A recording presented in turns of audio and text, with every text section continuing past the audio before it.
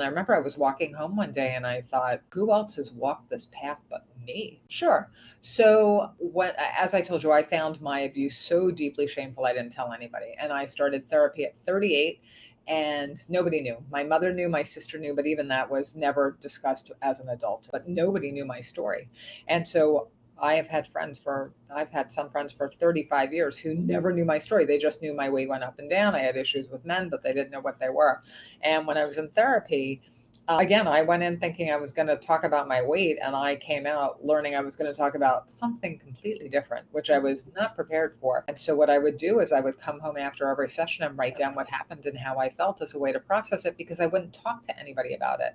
So, Right. no matter what kind of mental state I was in, I shared nothing. And I did that for 12 years. And I And tried a is that lot. because of the shame? Yeah, yeah, and it was just that I was so conditioned to never telling anybody how I felt. Like, I never talked about, like, really the stuff that was constantly churning in my head, and so I started writing it all down, and I did a lot of things over those 12 years, always working with my therapist, but I did EMDR, I did this thing called chiropractic care, I went to see a sex therapist, I did group therapy for sex abuse, like, I did a lot of stuff, and I just wrote about it after every session as a way to make sense of it. And, and again, the weight was the easiest thing to manage. And at the end of it, I had gone in because I wanted to lose weight because I felt unacceptable to men.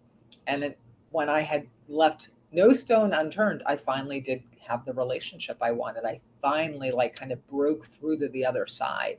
And part of the issue with me continuing through therapy all these years was all the progress that I made, I still didn't have a relationship. I still didn't have what I wanted. So I kept going and going and going. And I finally had this relationship. And I remember I was walking home one day and I thought, who else has walked this path but me? That I tried everything, but I got here.